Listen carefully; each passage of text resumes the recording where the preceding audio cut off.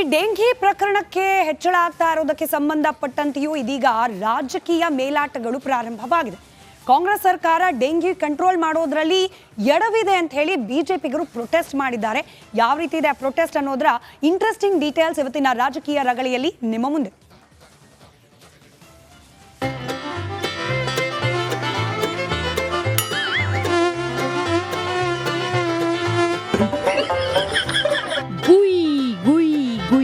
ಬರೀ ಚುಟು ಚುಟು, ಬರೀ ಕಿಟಿ ಕಿಟಿ. ಸಾಯಂಕಾಲ ಆದ್ರೆ ಸೊಳ್ಳೆ ಕಾಟ.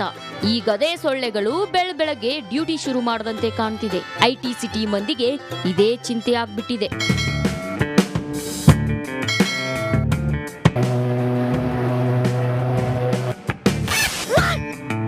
ಹೊಸ ಸರ್ಕಾರ ಬಂದ್ರು, ಹಳೆ ಸರ್ಕಾರ ಹೋದ್ರು, ಈ ಸೊಳ್ಳೆಗಳಿಗೆ ಮಾತ್ರ ಅದ್ಯಾವುದು ಲೆಕ್ಕಕ್ಕೆ ಇಲ್ಲ.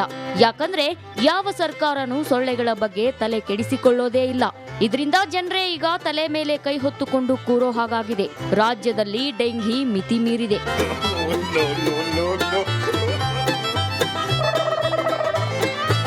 ಹೌದು, ರಾಜ್ಯದಲ್ಲಿ ಡೆಂಗಿ ಕೇಸ್ 7,500 ಗಡಿ ದಾಟಿದೆ. ಇನ್ನು ಬೆಂಗಳೂರಿನಲ್ಲಿ ಕಳೆದ 9 ದಿನದಲ್ಲಿ ಡೆಂಗಿ ಕೇಸ್ 1,500ಕ್ಕಿಂತ ಹೆಚ್ಚಾಗಿದೆ.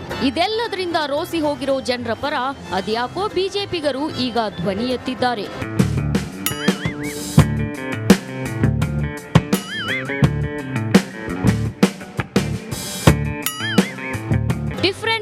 ಡಿಫರೆಂಟ್ ಆಗಿ ಬಿಜೆಪಿಗರು ಪ್ರೊಟೆಸ್ಟ್ ಮಾಡುತ್ತಿದ್ದಾರೆ. ಮೈ ಮೇಲೆ ಸೊಳ್ಳೆ ಪರದೆ ಹಾಕೊಂಡು ಬಿಬಿಎಂಪಿ ಕಚೇರಿಗೆ ಲಗ್ಗೆ ಇಟ್ಟಿದ್ದಾರೆ. ಪಾಲಿಕೆ ಆಯುಕ್ತ ತುಷಾರ್ ಗಿರಿನಾಥ್ ಅವರಿಗೆ ಮನವಿ ಕೊಟ್ಟಿದ್ದು, ಸೊಳ್ಳೆ ಕಾಟಕ್ಕೆ ಬ್ರೇಕ್ ಹಾಕಿ ಡೆಂಘಿನಿಂದ ಮಂದಿನ ಕಾಪಾಡಿ ಅಂತಿದ್ದಾರೆ. ಇವತ್ತೇನೋ ಈ ಲೀಡರ್ಸ್ ಮೈ ಮೇಲೆ ಸೊಳ್ಳೆ ಪರದೆ ಹಾಕೊಂಡು ಹೋಗಿದ್ದಾರೆ. ಬಿಬಿಎಂಪಿ ನಿರ್ಲಕ್ಷ್ಯ ಹಿಂಗೆ ಮುಂದುವರೆದ್ರೆ ಐಟಿ ಸಿಟಿಯಲ್ಲಿ ಎಲ್ಲಾ ಮಂದಿ ಮೈ ಮೇಲೆ ಸೊಳ್ಳೆ ಪರದೆ ಹಾಕೋಬೇಕಾಗತ್ತೆ. Bureau report, Republic Kannada. Ramanagara ಜಿಲ್ಲೆಯ ಮರುನಾಮಕರಣ ವಿಚಾರ ಇದೀಗ ಕುಮಾರಸ್ವಾಮಿ ಹಾಗೆ ಡಿಕೆ ಶಿವಕುಮಾರ್ ಅವರ ನಡುವಿನ ಪರ್ಸನಲ್ ವಾರ್ ಮುಂದುವರೆದಿದೆ. ರಾಜಕೀಯ ದುರುದ್ದೇಶದಿಂದಾಗಿ ಹಾಗೆ ರಾಜಕೀಯ ಲಾಭದ ಏಕೈಕ ಉದ್ದೇಶದಿಂದಾಗಿ ರಾಮನಗರ ಜಿಲ್ಲೆಗೆ ಮರುನಾಮಕರಣ ಮಾಡಲಿಕ್ಕೆ ಇದೀಗ ಮುಂದಾಗಲಾಗ್ತಾ ಇದೆ ಕಾಂಗ್ರೆಸ್ನಿಂದ ಅನ್ನೋ ಆರೋಪ ದೋಸ್ತಿ ಪಾಳೆಯ ಮಾಡ್ತಾ ಇದೆ. ರಾಜ್ಯ ಸರ್ಕಾರದ ನಿರ್ಧಾರದ ವಿರುದ್ಧ ದೊಡ್ಡ ಮಟ್ಟದಲ್ಲಿ ಹೋರಾಟವನ್ನು ರೂಪಿಸಲಿಕ್ಕೂ ಕೂಡ ನಿರ್ಧಾರ ಮಾಡಿದೆ. ರಾಮನಗರದಿಂದ ಬೆಂಗಳೂರಿಗೆ ಪಾದಯಾತ್ರೆಗೆ ಚಿಂತನೆಯನ್ನ ನಡೆಸಲಾಗ್ತಿದ್ದು, ಸರ್ಕಾರದ ನಿರ್ಧಾರಕ್ಕೆ ಮುನ್ನವೇ ಜನಾಭಿಪ್ರಾಯ ಮೂಡಿಸೋಕೆ ಪ್ಲಾನ್ ಮಾಡ್ತಾ ಇದೆ ದೋಸ್ತಿ ಪಾಳೆಯ. ಈ ಮಧ್ಯೆ ಜೆಡಿಎಸ್ನ ಯುವ ಘಟಕದ ಅಧ್ಯಕ್ಷ ನಿಖಿಲ್ ಕುಮಾರಸ್ವಾಮಿ ಮಾತನಾಡಿದ್ದಾರೆ.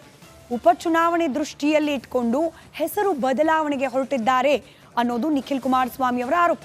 ಕುಮಾರಸ್ವಾಮಿ ರಾಜಕೀಯ ಲಾಭಕ್ಕಾಗಿ ಜಿಲ್ಲೆ ಹೆಸರು ಬದಲಾವಣೆ ಮಾಡಿಲ್ಲ ಅಂತ ಕೂಡ ಸಮರ್ಥನೆ ಮಾಡಿಕೊಂಡಿದ್ದಾರೆ. ನಿಖಿಲ್ ಕುಮಾರಸ್ವಾಮಿ ಅವರ ಮಾತು ನಿಮ್ಮ ಮುಂದೆ.